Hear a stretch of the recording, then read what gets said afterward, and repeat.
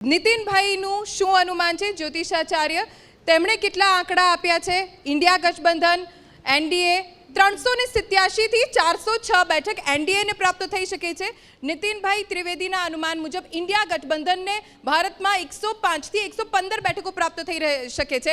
એમાંથી ભારતીય જનતા પાર્ટી એકલા હાથે 340 થી 350 બેઠકો મળવાનું તેમનું અનુમાન છે અને કોંગ્રેસ 40 થી 50 બેઠક. આ ભારતભરની વાત છે, દેશની વાત છે, પણ ગુજરાતમાં 26 બેઠકો ઉપર શું છે તેમનું અનુમાન? ભારતીય જનતા પાર્ટી 26 બેઠક ગુજરાતની પ્રાપ્ત કરી શકે છે તેમના અનુમાન મુજબ. જુહી, બિલકુલ. નીતિનભાઈ, સીધો જ સવાલ, શું કહી રહ્યું છે આપનું ગણિત? હું છેલ્લા 20 વર્ષથી રાજકીય ચૂંટણીઓનું ગણિત કરીને મારી ગણતરી મુજબ મેં જે આગાહીઓ કરી છે એ મોટે ભાગે બધી સાચી ઠરેલી છે. અમે જ્યારે આ જ્યોતિષની ચૂંટણીની આગાહીઓ કરીએ ત્યારે મોટે ભાગે પક્ષની જે પક્ષની સ્થાપના કુંડલી હોય એ સ્થાપના કુંડલી જોઈએ છે.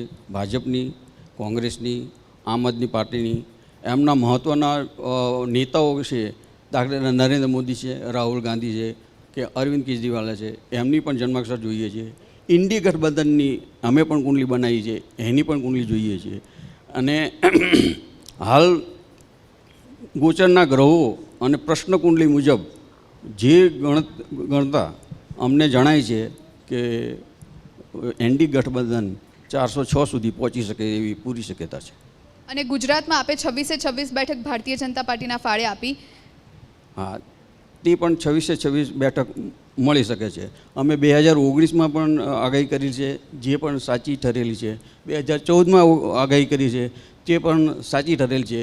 જે મારા ફેસબુક એકાઉન્ટની અંદર જે તે સમયે પ્રસારિત થયેલી છે એ આગાહીઓ મુજબ 100% સાચી થઈ છે. અને ઇન્ડિયા ગઠબંધનનું ગણિત આપ કેવી રીતે જોડાયા છો? એમના ગ્રહો કઈ રીતે જોયા છો? ઇન્ડિયા ગઠબંધન માટે અમે એમની 23/6/23ના રોજ તેઓએ ઇન્ડિયા ગઠબંધન પટણા ખાતે એ લોકોએ આયોજન કર્યું હતું અને એની કુંડલી બનાવી છે. અને એમાં કુંડલી મને મૂળ કે 6ઠું, 8મું અને 12મું જ ભાવ જ ચલાવે છે.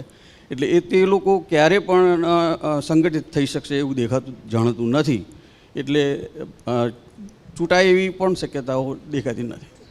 એનડીએને આપણે 307 થી લઈને 400 પાર સુધી આપનું આકલન કહી રહ્યું છે. એની પાછળનું શું ગણિત?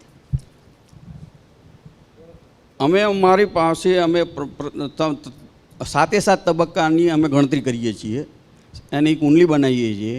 અને 7 તબક્કાની અંદર કયા દિવસે કેટલી બેઠકો મળશે એનું ગણિત પણ અમે અમારા પેલા પ્રમાણે કાઢેલું છે. 7 તબક્કાનું ગણિત અમે કાઢેલું છે. એ ગણિત મુજબ દરેક જે તે સમયે ચંદ્ર અને જે તે 2 અંશાત્મક ગ્રહોની યુતિ થઈ છે એ બધું ધ્યાનમાં રાખી અને ગણતરી કરેલ છે. જે અગાઉ કરેલી છે આગાહીઓ એ બધી સાચી થતી છે. એ મુજબ આ પણ આગાહીઓ સાચી થશે એવું 100% ગણના થઈ શકે છે. એટલે નીતિનભાઈને એવો ભરોસો છે ધ્વનિ કે આ પહેલાં પણ તેમણે 2014-2019માં આગાહી કરી હતી અને તે સાચી ઠરી હતી અને હવે તમને વિશ્વાસ છે કે 2024માં તેમનું જે આકલન છે ગ્રહોને લઈ અને તે પણ સાચું ઠરી શકે છે.